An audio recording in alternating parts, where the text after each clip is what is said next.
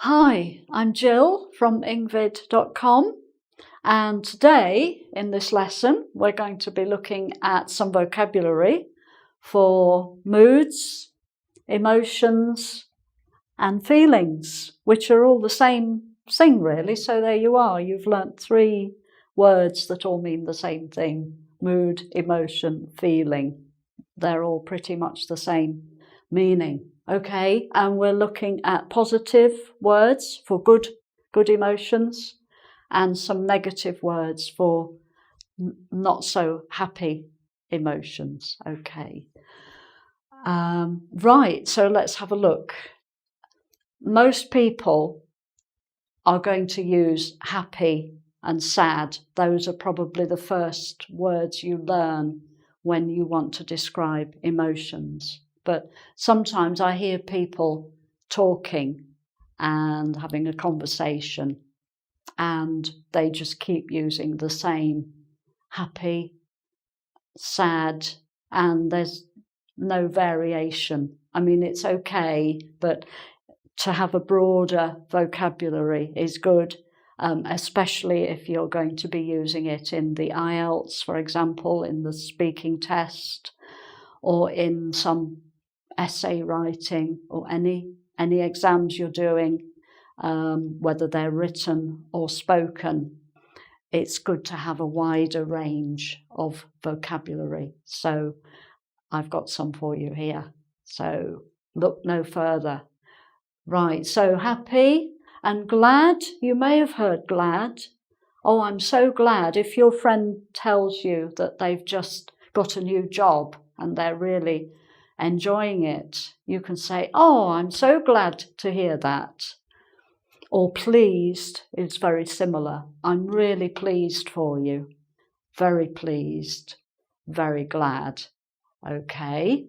So those are all happy, glad, pleased. They're all pretty much the same sort of meaning, sort of generally positive and happy. Then we come to some words that are a little bit more intense. They're stronger words. Delighted. If your friend has this new job and you say, oh, I'm delighted, it's 3 syllables for one thing, so that makes it delighted. That makes it more stronger, but also it's a nice word to know. Also, if you get an invitation to a party and you say, oh, I'd be delighted to come, thank you, or an invitation anywhere, oh, delighted, unless of course you want to play it cool and not be too, okay, so you can use delighted in writing and in speaking. Okay, the same with this word thrilled. There's the word thrill, which is the noun. What a thrill. And you can practice your thr. It's difficult to say because it's not just the TH, which is hard for some people, but there's an R as well. So it's thrilled. It's quite hard to say if you're not used to that kind of pronunciation. Thrill and thrilled. I'd be thrilled, okay, to go to the party. And here's another. This is a very sophisticated word, elated. It's not the sort of word perhaps that you would use in a sort of informal, casual conversation. Elated is quite a high status kind of word, but it's a good one in certain contexts. Okay, and elation, the noun, elation, but it's not used in sort of everyday life. Okay, ecstatic is a little bit like elated. You've probably heard of the noun ecstasy, okay? Ecstasy, which unfortunately is also now linked with a drug, which is probably unfortunate, but there we are. But that's the drug ecstasy produces a result of feeling ecstasy. So ecstatic, but please don't try it. Not a good idea. So ecstatic, it's a very extreme kind of word again. Extreme. Okay, delirious is another. Sometimes this is used in a medical sense by doctors. If someone is delirious, they may have a high temperature. If the doctor takes their temperature and it's way up and maybe they've got a cold or a fever, delirious. You can be deliriously happy. That doesn't mean you have a temperature and a cold. It just means you're really, really, really happy. But you can also be delirious with a fever. So it's that sort of extreme sense with that word. Okay? In a good mood is, we're back down to earth again. It was getting a little bit, too exciting. We're back down to earth. If you say you're in a good mood, that's sort of normal. It's like saying happy, glad, pleased, in a good mood.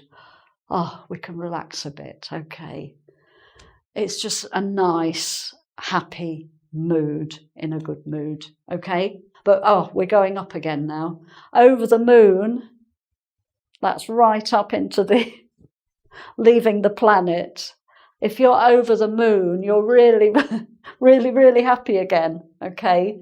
Because you're going right up into space. So that's obviously what we call an idiom. Idiom, because it's not literally true. You don't actually go up in a rocket and go over the moon, but that's the sort of feeling of extreme elation, okay, over the moon. And similarly, not quite as high, so we're coming back down to earth a bit again now. On cloud 9, if you think of the clouds in the sky, there's a cloud up there, number 9 for some reason, and you're on that cloud, so that's sort of up, feeling happy up in the sky. Okay, so, walking on air. We're coming back down to earth a little bit now, because if you're walking on air, it's like your feet are just a few inches above the ground. You can't feel your feet touching the ground because you're happy about something. So that's walking on air, another idiom. And finally, in the positive section, a happy bunny. If you say, I'm a happy bunny, or a very happy bunny sometimes. Bunny, I don't know if you know this word. It's another word for rabbit. Okay, a rabbit, a little pet that people have, or there are wild rabbits as well. Children call them bunnies, bunny rabbit. They often say both words, bunny rabbit. But a happy bunny, I don't know where this came from. I think it's fairly recent, maybe in the past 10 years. But if you're a happy bunny, it's a sort of a jokey kind of thing to say. But that means you're happy, very happy. Okay. Right, so I hope that's given you a good range of positive words, just normal ones, more extreme ones, some idioms. Okay, so let's move on now to that. We're going to get really depressed now. I hope not, but anyway, here are all the negative ones. So sad is probably the one you know best, the first word you learn for negative feelings. Sad. Unhappy. So we've got happy, and the is just the negative prefix. So unhappy. Okay. And now we're going a little bit extreme again with miserable. The noun misery That's the noun, the condition of being miserable, misery. Or you can even call somebody a misery. Oh, that woman, she is a misery. You can say that. But misery as the noun is the state of being miserable. So miserable, this is getting more extreme than just sad. And melancholy as well is often something melancholy, maybe it lasts a long time. People have a state of melancholy and it could go on for days or weeks. It's not a very pleasant condition. If you have melancholy, I think you need to go to the doctor or have some counselling or something, because it's not a good state to be in. Melancholy, depression go together. So, okay, there's another one. If we say depressed, that's the kind of word you would use if you go to the doctor and said, I feel really depressed. Okay, a useful word there. Okay, and where we had in a good mood, we also have in a bad mood. And that's not so much to do with being sad. If you're in a bad mood, you're a bit annoyed or angry about something, really, a bit irritated. Okay, so good mood, bad mood. Here's another nice idiom. Down in the dumps. Okay, so where we had up over the moon, right up there in the space, down in the dumps. I don't know what the dumps are, but it's a long way down, somewhere not very nice. It's probably dark and horrible. So down in the dumps. And because it has D, it's a bit poetic. It's a little bit like poetry, where you sometimes get the same letter, D, repeated like a pattern. So down in the dumps. It's a little slightly jokey kind of way. Oh, I'm really down in the dumps today. Oh. And your friend might say, oh, never mind, you'll feel better tomorrow. And it's sort of light-hearted. Okay, down in the dumps. Now, we had on cloud 9 for the positive, and for the negative, we've got under a cloud. So it's like you have a cloud over your head, and it's probably a grey cloud or a black cloud, and rain might be coming down from it.